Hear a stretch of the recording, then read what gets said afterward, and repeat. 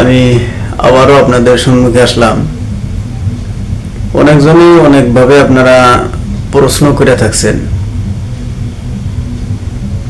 কার প্রশ্ন কিভাবে জবাব দেব সেটাই দিশা হইতেছি না। তো একসঙ্গে দেওয়া যদি নাও যায়, কিছু কিছু করে আর কি, ধরেন আমি লিপিবদ্ধ করছি অথবা কিতাবের থেকে। প্রথম ভাই যেটা প্রশ্ন করছিলেন যে সিংহ যে আছে, এই সিংহ যদি কোনো মানুষের স্বপ্ন দেখে, তার ব্যাখ্যা হইতেছে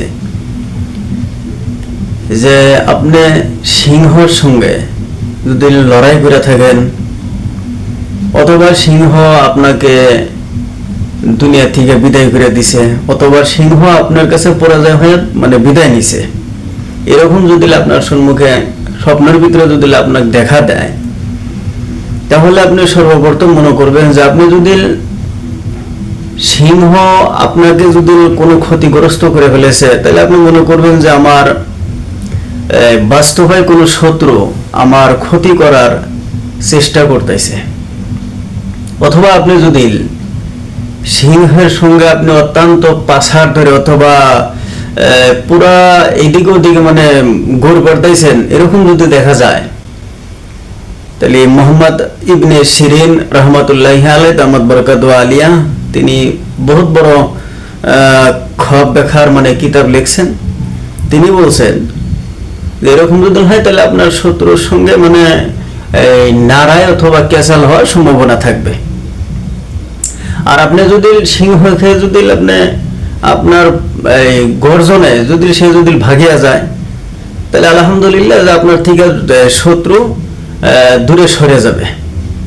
2 নম্বর হলো যে কোনো মানুষ যদি কোরআন সামনে দেখে, কোরআন পড়তেছেন, অথবা আপনি কোরআন পড়বেন বিলা কোনো আয়োজন করতেছেন, এরকম দেখা যায়, তাহলে কিতাব লেখকে যেরকম লিখছে এরকম ভাবে বোঝাইতেছে যে না, এটা দিলে ভালো স্বপন। কোনো মানুষ যদি কোরআন পড়ে, তাহলে তার এরকম হবো যে তার জ্ঞান বৃদ্ধি হব, অথবা তিনি বুদ্ধিমতী হবেন। 3 নম্বর হইতেছে যে কোনো মানুষ যদি ফুল স্বপ্ন দেখে, ফুল যদি স্বপ্ন দেখে, তাহলে তাহার হবো যে ধরেন যে এই ফুলটা নিয়ে যদি কোনো দোস্তরে যদি স্বপ্নের মধ্যে দিয়ে থাকেন, তাহলে আপনার এরকম হবো যে আপনার বন্ধুত্ব অথবা দোস্ত যেটা আছিলেন সেটা আলাদা হয়ে যাব, পৃথক হয়ে যাব। কোন স্ত্রী যদি স্বামীরে নিয়ে দেয়, স্বপ্নের যদি দেখে যে আমি স্বামীরে আমি ফুল দিতেছি, তাহলে এটা হবো যে আপনার স্বামী আপনার থেকে পৃথক অথবা আলাদা করার জন্য ষড়যন্ত্র করা হইতেছে। 3 নম্বর 4 নম্বর হইল যে কোনো মানুষ যদি চাউল স্বপ্নে দেখে, তাহলে আপনি মনে করবেন যে আমি অত্যন্ত তাহলে ধন সম্পদ অথবা আমি টাকা পয়সার মালিক হতে চলেছি। তাহলে আপনি বহুত বড় তাহলে একটা কি হবেন, বড় মালিক হবেন, টাকার ধন সম্পদের মালিক হবেন। কোনো মানুষ যদি দেখে যে আমি ভাত আমি খাইতেছি অথবা ভাত রান্না করতেছি, এরকম যদি হয়ে থাকে,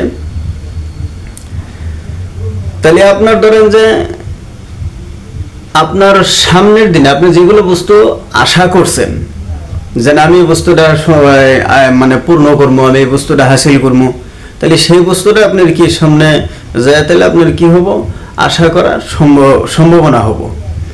কোনো মানুষ যদি হুদহুদ পাখি দেখে, হুদহুদ পাখি তো সবাই জানি আমরা, এই হুদহুদ পাখি যদি কোনো মানুষ যদি স্বপ্নতে যদি দেখে, সে এরকম একটা হবো যে কোনো শত্রুর কাছে থেকে বড় হাতিয়ার আপনি অবলম্বন করতেছেন, অথবা শেষ বস্তুটা আপনি নেওয়ার জন্য চেষ্টা করতেছেন।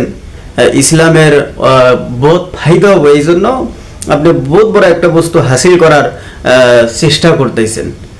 তা আমার ভাইয়েরা, আপনারা সবাই অল্প অল্প করে কমেন্ট লিখবেন, যেন আমি দিশা জানি পাই আর আপনাকে জানি বোঝাইতে জানি পারি। আর আমার যে ভাইয়েরা এখন পর্যন্ত সাবস্ক্রাইব অথবা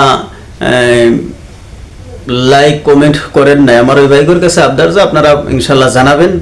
এমন কোনো মানুষ নাই যে স্বপ্নে তারা কোনো কিছু দেখে না, এরকম স্বপ্ন পড়াই মানুষই আমরা দেখি তো এই বস্তুগুলো আমার অত্যন্ত দরকার। তো আমরা চেষ্টা করবো ইনশাল্লাহ কমেন্টের মাঝখানে আমরা জানাবার জন্য। আমি ইনশাল্লাহ যথাসম্ভব ইনশাল্লাহ আমি আপনাদের জবাব দিব। খোদা হাফিজ।